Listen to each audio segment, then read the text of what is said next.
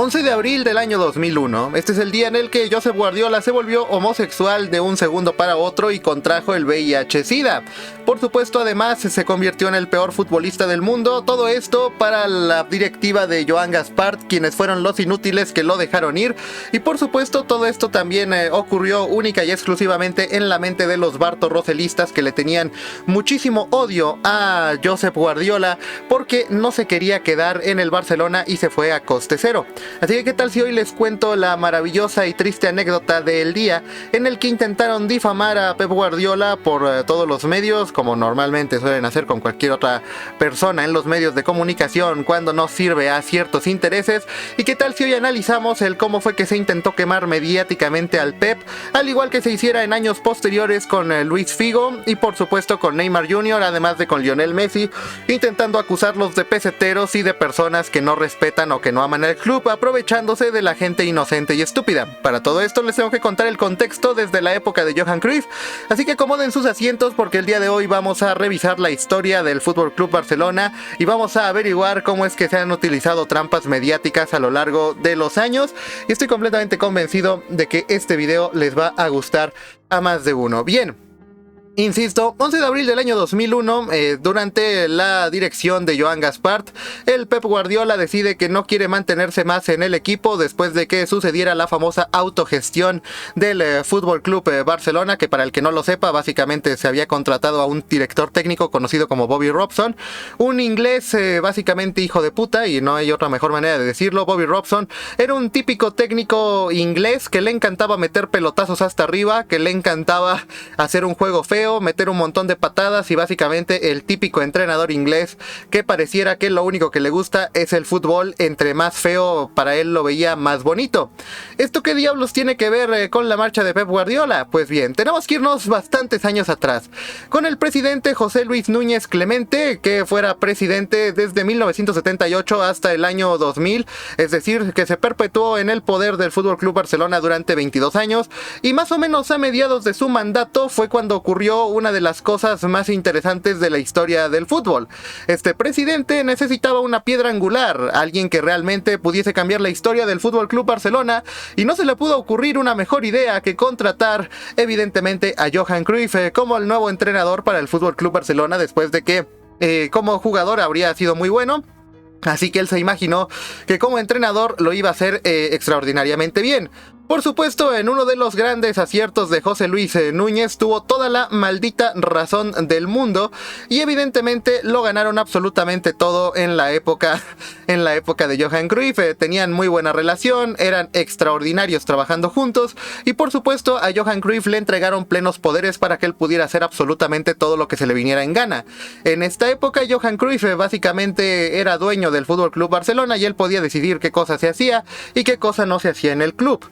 Y como ya todos sabemos, al igual que Josep Guardiola, que es un poco obsesivo con su trabajo, lo digo para bien, no para mal,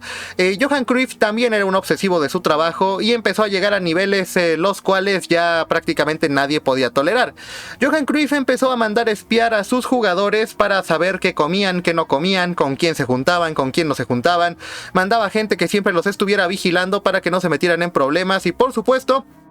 cuando alguien quería romper la dieta, cuando alguien se quería ir de fiesta, o cuando cualquier futbolista quería romper cualquiera de todas las reglas que tenía estrictamente Johan Cruyff, era inmediatamente detenido por todas esas personas para asegurarse de que fueran un equipo perfecto y de que jamás se salieran de la rutina. Como es evidente, los seres humanos no están diseñados para mantener una vida tan estricta y básicamente sin ningún tipo de sobresalto, por lo que los futbolistas estaban empezando a volverse locos, y por supuesto el presidente del Fútbol Club Barcelona, Núñez, también se estaba empezando a volver loco. Esto llegó al punto en el que básicamente ya no querían ni siquiera verse, y al final el presidente Núñez y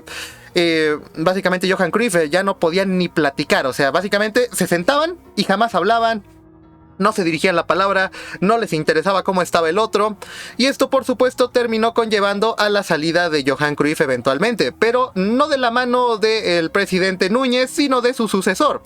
Tenemos que decir que lamentablemente dentro de la junta directiva Dentro de la junta directiva de Núñez había un personaje que siempre se había mantenido en las sombras esperando su oportunidad para dirigir al FC Barcelona. Solamente que a diferencia de Núñez, esta persona tenía unas ideas un poco diferentes de lo que debía ser el fútbol. Evidentemente este señor es conocido por la tan horrible, tan espantosa era Gaspart.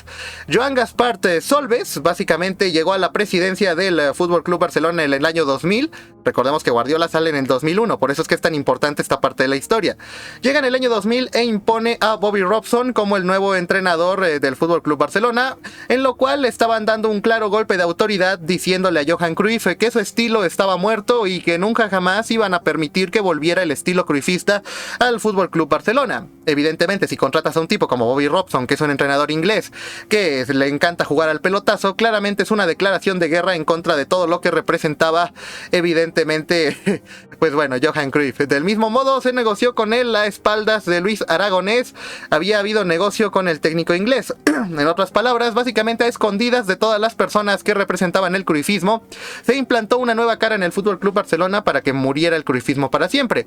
Por supuesto, ellos creían que iba a morir para siempre, pero evidentemente eso jamás terminó por pasar. Gracias a que Josep Guardiola en esos años era una persona muy influyente en los vestuarios, y a que había un joven entrenador que básicamente fue a ser de supuesto traductor,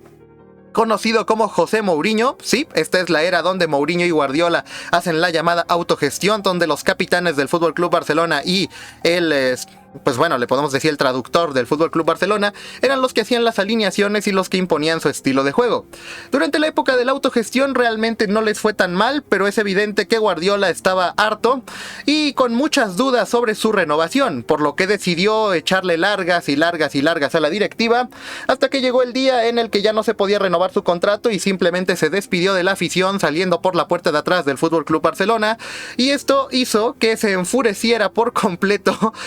el tipo que después iba a convertir al FC Barcelona en lo que ha terminado siendo en la era Bartomeu y en la era, bueno, ya saben cuáles son sus pupilos, ¿no? De Sandro Rosell y de Bartomeu, básicamente son los pupilos de Joan Gaspart, los cuales han seguido sus pasos, y desde esta época, desde la época de Joan Gaspart, es que se divide el FC Barcelona entre las personas que solo les importa el dinero y destruir el cruyffismo, y las personas que solo les importa la cantera, las ideas y básicamente tener una especie de secta en la cual el FC Barcelona tiene que jugar bonito y tiene que jugar bien.